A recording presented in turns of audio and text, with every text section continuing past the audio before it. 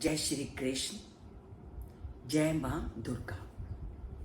माँ दुर्गा की उत्पत्ति के विषय में हमने जाना कि माँ दुर्गा के इस आदेश शक्ति रूप की रचना कैसे हुई, अर्थात माँ दुर्गा का ये आदेश शक्ति वाला रूप देने में किस किस देवताओं ने क्या क्या सहायता की।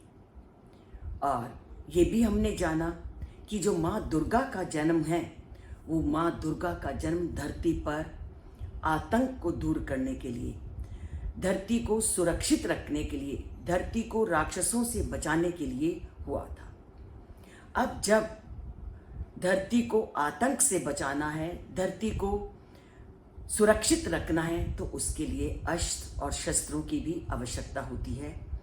और इसलिए अनेक देवताओं ने जब माँ दुर्गा का आदि शक्ति के रूप में धरती पर जन्म हुआ तो उन्होंने अनेक प्रकार के अस्त्र शस्त्र उसको दिए। और आज हम ये जानते हैं कि उस माँ दुर्गा को प्रसन्न करने के लिए और क्या किया जाता है। जैसे ही नवरात्रे शुरू होते हैं तो कुछ लोग बहुत विधि विधान से अपने घर में एक कटोरे में जौ की उपजाते हैं, जौ को उगाते हैं। कभी आपने सोचा कि इस जौ को उगाने के पीछे का रहस्य क्या है?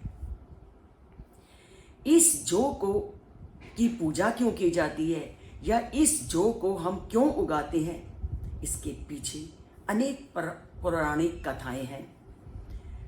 और ऐसा माना जाता है कि जब नवरात्रों का आरंभ हुआ तो चैत्र मास के नवरात्रे के पहले दिन हम सृष्टि का प्रथम दिन मानते हैं, अर्थात उस दिन सृष्टि का जन्म हुआ। अब जब सृष्टि का जन्म हुआ, लोगों का जन्म हुआ, तो लोगों को अपनी जीवन धारा को चलाने के लिए अन्न की भी जरूरत थी, खाने के लिए भोज्य पदार्थों की भी आवश्यकता थी। तो ब्रह्मा ने जैसे ही सृष्टि की रचना की, उसके साथ जौ के माध्यम से अन्न इत्यादि की उत्पत्ति का विधान किया, क्योंकि उसी दिन ब्रह्मा ने जौ के द्वारा धरती को धन धान्य से समृद्ध किया। तो तब से इस जौ की पूजा की जाने लगी। और ये जौ क्या है? गेहूं का ही एक रूप है। ये तो था कि हम क्यों जौ की पूजा करते हैं, क्योंकि यह सृष्टि का आधार है। दूसरा ऐसा माना जाता है कि हम अपना प्रथम वर्ष चैत्र मास की अमावस्या प्रतिपदा के दिन मानते हैं, और पूरा साल हमारा कैसे बीतेगा इसके लिए भी हम अनेक प्रकार के विधि विधान करते हैं।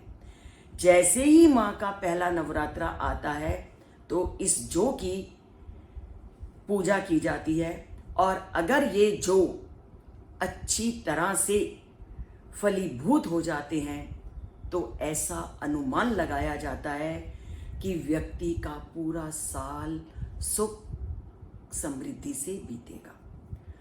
तो व्यक्ति अगर हमारे द्वारा बीजे गए जौ पूरी तरह से फलित हो जाते हैं और उसका पूरा हरे रंग के रूप में हमें दर्शन देते हैं, तो ये पूरे वर्ष की सुख समृद्धि का परिचायक बनता है।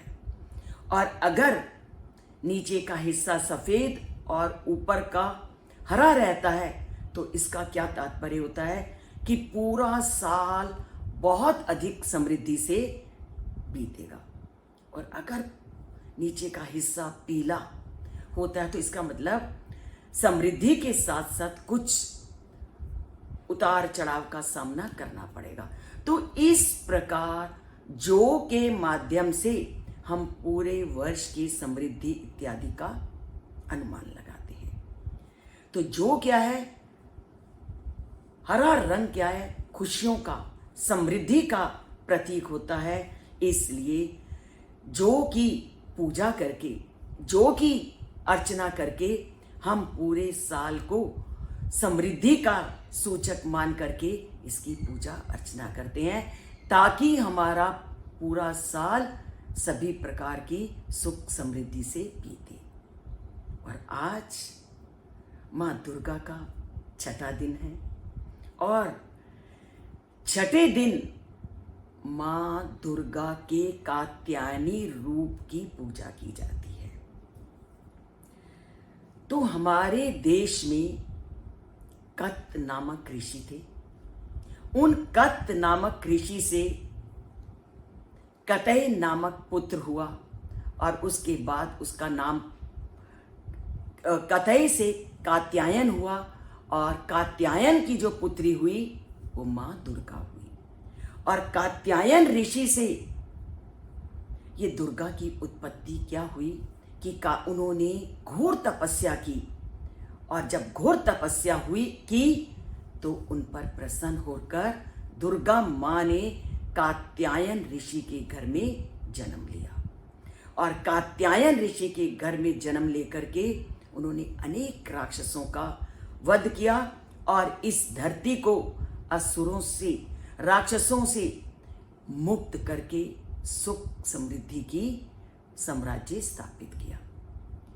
तो मां कात्यायनी ने इस धरती पर राक्षसों का अंत किया और धरती को सभी प्रकार से राक्षसों से मुक्त करके सुखपूर्ण वातावरण की सृष्टि की।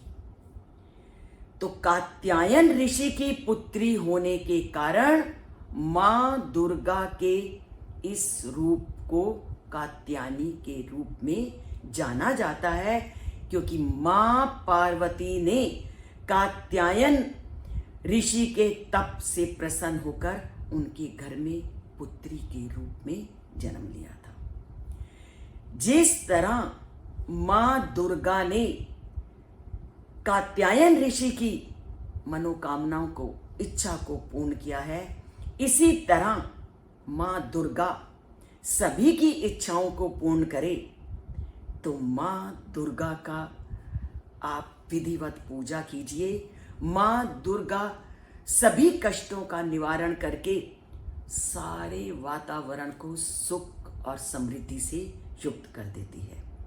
अगर आपको जीवन में सुख समृद्धि चाहिए तो मां कात्यायनी का विधिवत ध्यान कीजिए। उसका विधिवत ध्यान करने से, उसकी पूजा करने से मां आपके सभी मनोरथों को अवश्य ही पूर्ण करेगी।